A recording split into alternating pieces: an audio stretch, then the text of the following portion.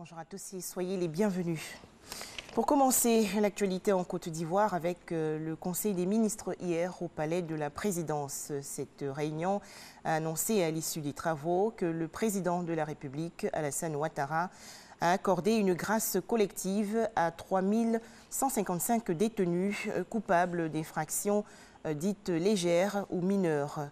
Le Conseil des ministres a également annoncé la création d'un registre international pour l'immatriculation des navires de commerce au long cours et des navires de cabotage régional.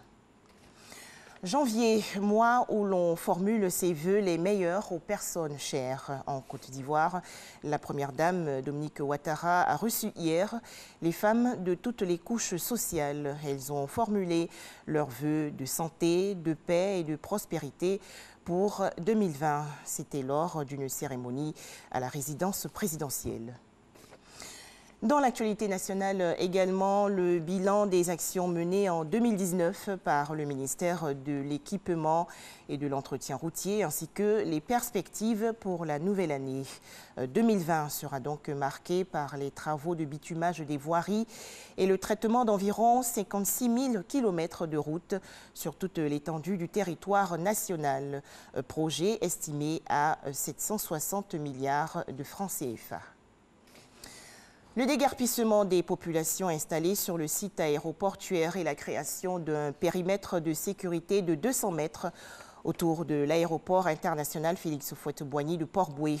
Deux sujets au centre d'une conférence de presse animée hier par les responsables de l'Autorité nationale de l'aviation civile. Les explications tout de suite de Eugène Atoubé. Face à la presse nationale et internationale, les responsables des structures et organismes de gestion du domaine aéroportuaire et la tutelle, le ministère des Transports, ont affiché leur solidarité. Au-delà, la détermination commune de poursuivre la sécurisation de cette zone hautement sensible et stratégique dans un contexte où déjà l'aéroport international Félix Houphouët-Boigny est crédité de sûr, fiable et sécurisé. L'aéroport d'Abidjan est un des aéroports les plus sûrs d'Afrique. Et cette qualité, elle a été reprise, constatée par des audits, par des inspections, faites par des États, des aviations civiles et même les compagnies qui viennent à l'aéroport d'Abidjan. Poursuivre la sécurisation de la zone aéroportuaire, mais également engager des actions et, contexte oblige, prendre des mesures pour la renforcer. L'urgence aujourd'hui, c'est le déguerpissement des habitants du quartier Adjoufou. On sait, et ils le reconnaissent, qu'ils ont squatté les alentours de l'aéroport et s'y sont établis durablement dans l'illégalité, malgré les injonctions des autorités aéroportuaires et le gouvernement. L'opération de déguerpissement commence lundi 20 janvier et va concerner d'un premier temps les riverains situés à une distance de 50 mètres de la clôture de l'aéroport côté sud. Ils auront 45 jours pour quitter le site et les écoles resteront ouvertes jusqu'au terme de l'année scolaire. Une seconde phase débute début mars et concerne un périmètre de 200 mètres à partir de la clôture de l'aéroport. C'est une concession qui leur est faite à la demande du gouvernement dans un souci d'humanité. Il s'agit d'une mesure qui sera sans appel. Nous avons une responsabilité non seulement vis-à-vis de nos populations, mais aussi vis-à-vis de tous les partenaires qui nous font le plaisir et le bonheur d'être ici.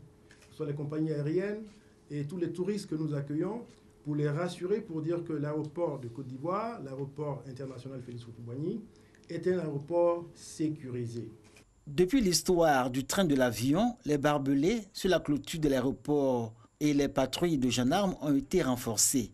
Des détecteurs de présence électronique ont été installés et une mesure conservatoire a été prise, l'acquisition de 2 véhicules vigie.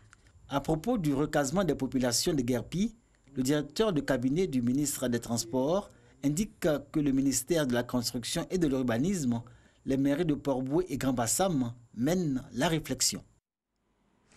L'actualité en Guinée-Conakry, les manifestations continuent dans le pays contre le projet de nouvelle constitution proposé par le président Alpha Condé. Au moins 3 personnes ont trouvé la mort depuis le 13 janvier dernier pendant les mobilisations. L'organisation non gouvernementale internationale Human Rights Watch dénonce aujourd'hui une répression croissante des libertés de réunion et d'expression en 2019, des critiques rejetées par les autorités guinéennes. Enfin, la Confédération africaine de football et la Fédération camerounaise de football ont trouvé hier un terrain d'entente sur le calendrier de la CAN 2021. Les dates du 9 janvier au 6 février 2021 ont été confirmées. Merci de nous avoir suivis. Je vous retrouve avec beaucoup de plaisir à 13h. Ce sera le journal.